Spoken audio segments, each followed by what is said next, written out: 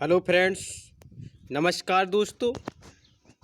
Welcome to the fitter theory channel.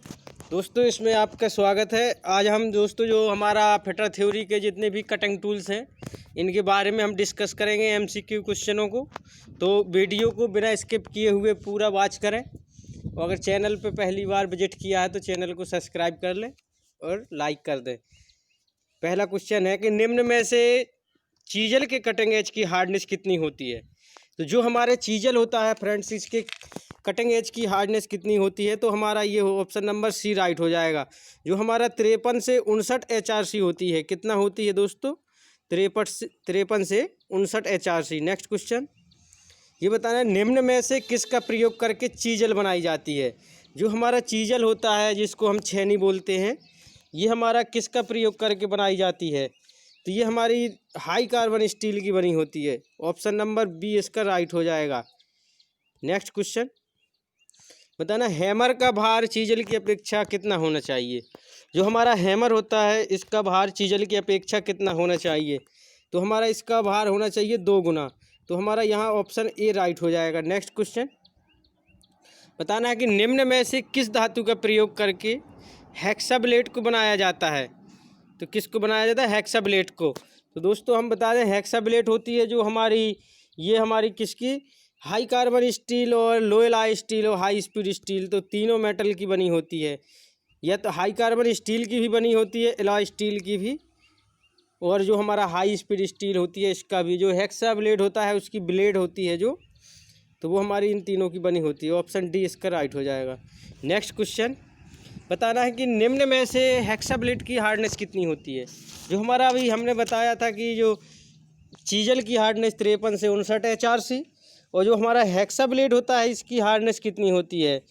तो इसकी hardness हमारी 61 से लेकर 65 HRC तक होती है। तो हमारा इसका एवरेज में आंसर लगवा रहा है 61 से 65 तक। तो इसमें हमारे ये तीनों ऑप्शन दिए गए हैं 61 से 65 के समथिंग। तो ऑप्शन डी इसका राइट हो जाएगा। नेक्स्ट क्वेश्चन बताना निम्न में से हेक्साइंग करते समय हेक्सा की औसत चाल कितनी होनी चाहिए। जो हमारा हेक्सा होता है उसकी औसत चाल कितनी होनी चाहिए। तो हमारा जो हेक्साइंग की औसत चाल होती है तो वो हमारी 40 से 50 स्ट्रोक प्रति मिनट होना चाहिए। कितनी? 40 से हमारी 50 स्ट्रोक प्रति मिनट। बी ऑप्शन राइट हो जाएगा। नेक्स्ट क्वेश्चन देखना है कि निम्न में से फाइल की हार्डनेस कितनी होती है। तो जो हमारी अभी हमने हेक्सा की बताई 60 से 65 HRC, और जो हमारा फाइल होता है फाइल की HRC में कितना होती है हार्डनेस, तो ये होती है हमारी 60 से 64। अगर 60 से 64 आ जाए तो ये हमारी फाइल की हो जाएगी, और अगर 60 से 65 आ जाए तो ये हमारी किसकी हो जाएगी? हेक्साब्लेट की हो जाएगी। नेक्स्ट क्वेश्चन बताना फाइल के स्ट्रोकों की प्रति मिनट संख्या औसतन कितनी होती है। जो हमारी स्ट्रोक होते हैं फाइल के, 1 मिनट में हम कितने स्ट्रोक करते हैं, औसत बताना है इसका। तो इसका हमारा जो औसत हो जाएगा ये हमारा 40 से 60 के बीच में रेशियो रहता है। तो ऑप्शन सी इसका राइट हो जाएगा। नेक्स्ट क्वेश्चन बताना है कि जो सामान्यतः जो रेती का टेपर भाग कितना होता है। जो हमारी रेती होती है जो जिसको हम फाइल बोलते हैं, रेती को फाइल बोलते हैं, चीजल को छेनी बोला जाता है टेक्निकल लैंग्वेजों में। तो जो हमारी रेती होती है इसका हमारा कितना पार्ट टेपर होता है? तो 1/3 part. Option number B right हो जाएगा। ये जो हमारा 1/3 भाग टेपर होता है। नेक्स्ट क्वेश्चन बताना निम्न में से साधारण ड्रिल कार्यों के लिए लिप क्लीयरेंस एंगल कितना रखा जाता है। अगर हमारा ये साधारण कार्यों के लिए लिप क्लीयरेंस एंगल पूछा जाए तो कितना रखा जाता है दोस्तों? तो ये हमारा 12 से 15 डिग्री रखा जाता है। कितना रखा जाता है? 12 से 15। ऑप्शन बी राइट हो जाएगा। नेक्स्ट क्वेश्चन कि डबल फ्लूटेड ड्रिल के कितने कटिंग एज होते हैं। जो हमारी डबल फ्लूटेड कटिंग ड्रिल जो फ्लूटेड ड्रिल होती है उसके कटिंग एज कितने होते हैं ये हमें बताना है। तो उसमें हमारा दोस्तों 2 कटिंग एज होते हैं। जो हमारी डबल फ्लूटेड ड्रिल होती है उसमें 2 कटिंग एज होती है। ऑप्शन ए राइट हो जाएगा। नेक्स्ट क्वेश्चन ड्रिल की स्पीड मालूम रहने पर ड्रिल का व्यास बढ़ने से कटिंग स्पीड पर निम्न में से क्या प्रभाव पड़ता है। अगर हमारा कोई जैसे ड्रिल की स्पीड हमें मालूम है और उसका व्यास बढ़ाने के लिए कटिंग स्पीड पर क्या प्रभाव पड़ेगा? तो वो क्या हो जाएगा दोस्तों, वो घट जाएगी। ऑप्शन ए इसका राइट हो जाएगा। नेक्स्ट क्वेश्चन देखते हैं। बताना है कि निम्न में से संतोषजनक कटिंग के लिए ड्रिल के कटिंग भाग की स्पीड स्टील के लिए कितनी होती है? हाँ, भाग की जो हमारी हार्डनेस होती है, वो हार्डनेस स्पीड स्टील के लिए कितनी होती है? तो हमारा इसका राइट आंसर क्या हो जाएगा? क्वेश्चन नंबर 13 है हमारा ये, तो इसका हमारा ऑप्शन नंबर डी राइट हो जाएगा। कौन सा? Option number D. Option number D में हमारा दिया गया है कि 62 से 65। तो ये हमारी कटिंग भाग की हार्डनेस स्पीड स्टील के लिए होती है। नेक्स्ट क्वेश्चन, निम्न में से रीमर ड्रिल साइज की गणना करते समय जो हमारा इसकी हम जब गणना करते हैं तो इसके प्रत्येक व्यास के ड्रिल के ओवर साइज मान को रखा जाता है। जो हमारा इसका व्यास का ड्रिल होता है उसके ओवर साइज मान को रखा जाता है। तो ये हमारा 0.05 mm होता है। कितना रखा जाता है? तो ये हमारा 0.05 mm रखा जाता है। नेक्स्ट क्वेश्चन, बताना है किसका प्रयोग करके प्लेन या वक्र सतह से फालतू पदार्थ बारीक कणों के रूप में हटाया जाता है? तो हमें ये बताना है किसका यूज करके।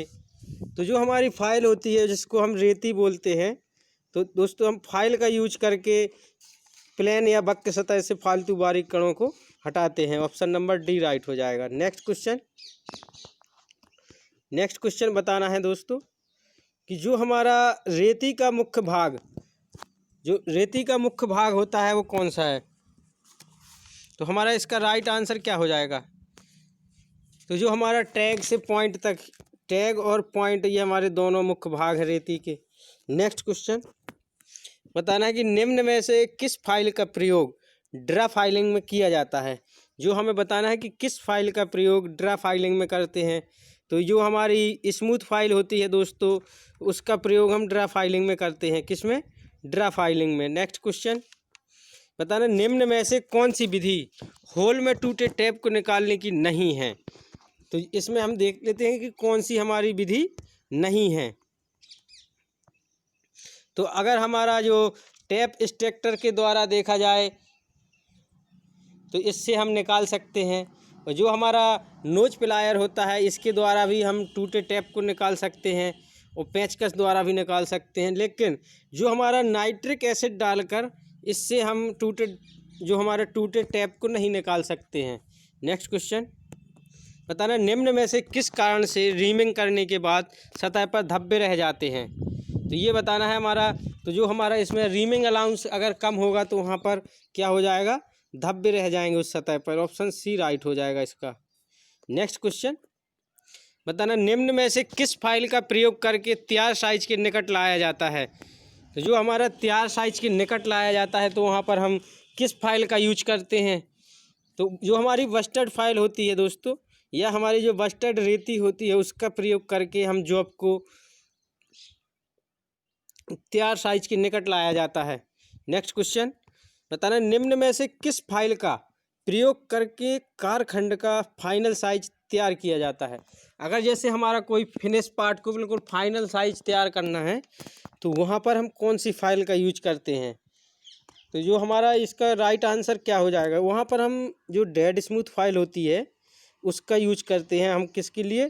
फाइनल साइज तक तैयार करने के लिए जॉब को, कारखंड को ही जॉब बोला जाता है। तो हमारा डेड स्मूथ फाइल सही हो जाएगा। बताना कौन सी फाइल हार्ड मेटल को तेज़ी से काटती है, या हमारी कौन सी रेती है जो हार्ड मेटल को तेज़ी से काटती है? तो हमें उस रेती का नाम बताना है। तो जो हमारी हार्ड मेटल को तेज़ी से काटती है तो वो हमारी डबल कट फाइल हो जाएगी। कौन सी दोस्तों? तो हमारी वो डबल कट फाइल हो जाएगी जो हार्ड मेटल को तेज़ी से काटती है। नेक्स्ट क्वेश्चन, निम्न में से ड्रिलिंग टूल्स का मुख्य कार्य क्या है? जो हमारा ड्रिलिंग टूल्स होता है उसका मुख्य कार्य क्या होता है दोस्तों? तो जो हमारा जॉब में वृत्ताकार सुराख करने के लिए जो हमारा ड्रिलिंग टूल्स होता है उसके लिए ऑप्शन ए सही हो जाएगा। तो जो हमारे जॉब में वृत्ताकार सुराख करने के लिए हम ड्रिलिंग टूल्स का यूज करते हैं। नेक्स्ट क्वेश्चन, पतली ट्यूब को काटने के लिए हेक्सा ब्लेड की उपयुक्त पिच क्या होती है? तो हमारी जो पतली ट्यूबों को काटते हैं वो 0.08 mm होती है उसकी। तो ऑप्शन बी राइट होगा। निम्न में से किस कारण से हेक्सा ब्लेड बार बार ढीला हो जाता है? ये हमें बताना है कि किस कारण से हेक्सा ब्लेड बार बार ढीला हो जाता है। तो हमारा इसका ऑप्शन सी राइट हो जाएगा, जो बिंग नट की चूड़ियाँ घिस जाने के कारण। तो हमारा बार बार हेक्सा ब्लेड ढीला हो जाता है। नेक्स्ट क्वेश्चन बताना है कि निम्न में से ठोस पीतल के लट्ठे को काटने के लिए ब्लेड की उपयुक्त पिच कितनी होती है? अगर हम जैसे ठोस पीतल का कोई लट्ठा है उसको काटना है तो वहाँ हम हेक्सा ब्लेड में कौन सी ब्लेड का यूज करेंगे? तो जो हमारे जो पॉइंटों में एमएम में जो दांते दिए गए हैं पिच के, वो बताना है।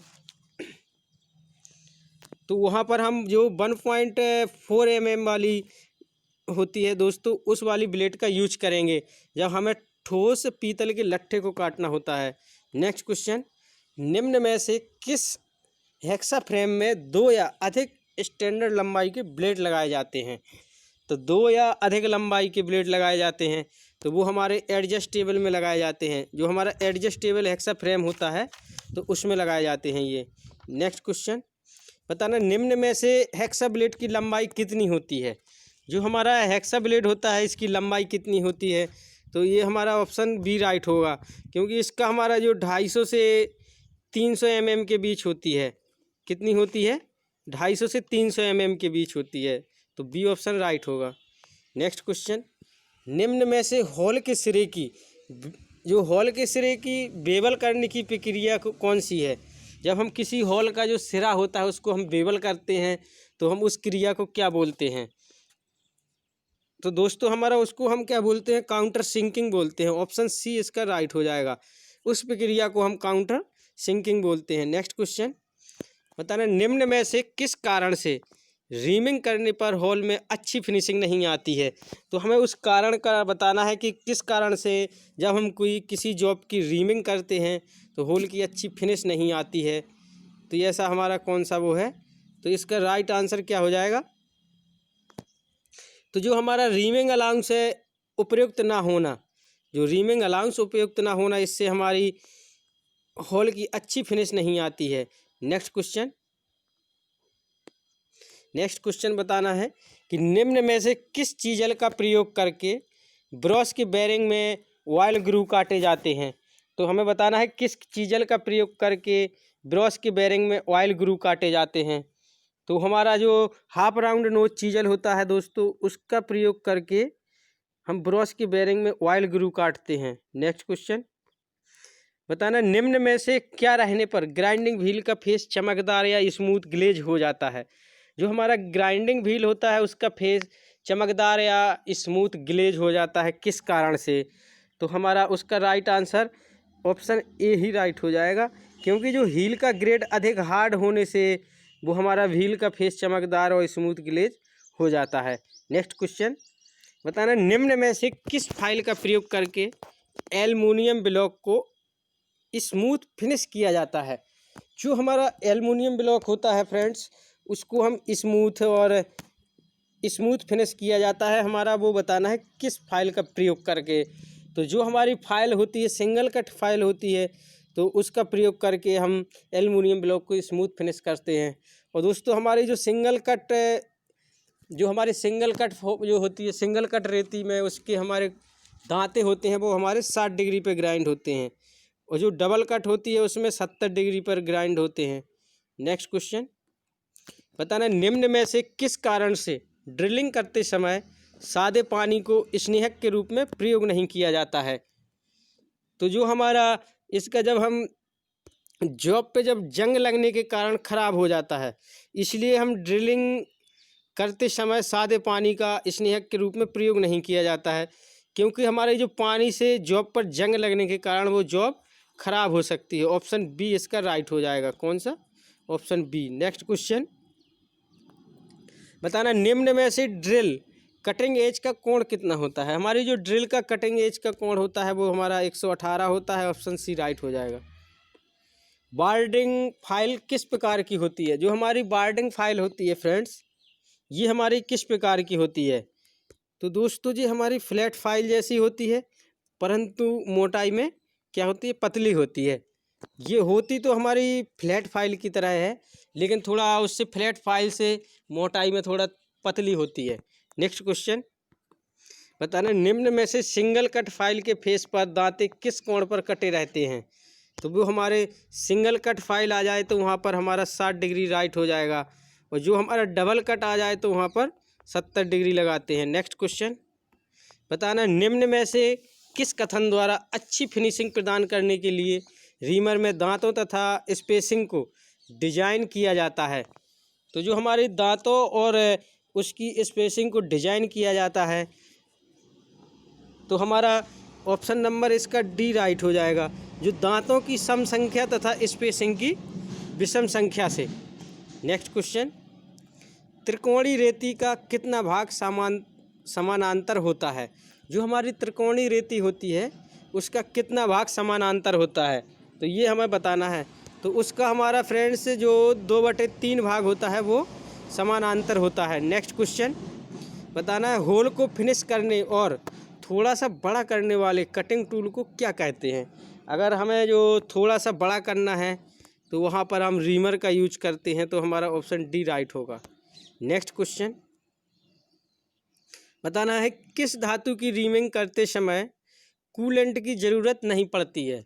तो हमारा इसका राइट आंसर ऑप्शन बी सही हो जाएगा। जो हमारा कास्ट आयरन होता है इसको हम ढलवां लोहा बोलते हैं। क्या बोलते हैं? ढलवां लोहा। तो ढलवां लोहा या कास्ट आयरन में हमें कोई कूलेंट की आवश्यकता नहीं होती है। सेफ एज रेती कैसी होती है? जो हमारी सेफ एज रेती होती है इसका हमारा दूसरा नाम भी कह सकते हैं, तो इसको हम दस्ती रेती कहते हैं। क्या कहते हैं दोस्तों?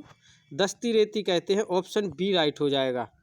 नेक्स्ट क्वेश्चन बताना है कि निम्न में से किस कूलेंट का प्रयोग कॉपर या एल्युमिनियम की टैपिंग के दौरान प्रयोग किया जाता है? तो जो हमारा कौन से कूलेंट का प्रयोग कॉपर और एल्युमिनियम की टैपिंग के द्वारा किया जाता है? तो वहाँ पर हम दोस्तों किसका करेंगे? जो हमारा केरोसिन ऑयल होता है जिसको हम मिट्टी का तेल बोलते हैं, उसका यूज हम एल्युमिनियम और कॉपर की टैपिंग के लिए करते हैं। Next question option number A right हो जाएगा। नेक्स्ट क्वेश्चन बताना, ट्विस्ट ड्रिल के बॉडी पर बने ग्रूव्स को क्या कहते हैं? जो हमारी ट्विस्ट ड्रिल होती है दोस्तों उसके बने ग्रूव पर, जो हमारी बॉडी पर ग्रूव्स बने होते हैं उनको क्या कहते हैं? तो दोस्तों हम उसको फ्लूट्स बोलते हैं। क्या बोलते हैं दोस्तों? फ्लूट्स बोलते हैं। तो हमारा ऑप्शन बी राइट हो जाएगा। नेक्स्ट क्वेश्चन बताना, विट्रीफाइड बॉन्ड के लिए सही कथन क्या है? तो जो हमारा विट्रीफाइड बॉन्ड होता है दोस्तों वो हमारा गीली और सूखी ग्राइंडिंग के लिए उपयुक्त होता है। ये हमारा राइट कथन है, तो हमारा ऑप्शन डी राइट हो जाएगा। नेक्स्ट क्वेश्चन बताना, ग्राइंडिंग व्हील की ड्रेसिंग और टूइंग के संबंध में सही कथन। तो जो हमारा ग्राइंडिंग व्हील होता है ये एक ही साथ सामान से की जाती है। जो ग्राइंडिंग व्हील की ड्रेसिंग और टूइंग का एक संबंध बताना था, तो जो हमारा एक ही टूल होता है उससे हम ड्रेसिंग भी करते हैं और टूइंग भी करते हैं, तो ऑप्शन बी हमारा राइट हो जाएगा। और दोस्तों हमारा इस वीडियो का ये लास्ट क्वेश्चन है, और जो हमारे नेक्स्ट क्वेश्चन है इसको हम अगले वीडियो में डिस्कस करेंगे दोस्तों। तो हमारा जो लास्ट क्वेश्चन है इसको हम अभी देख लेते हैं।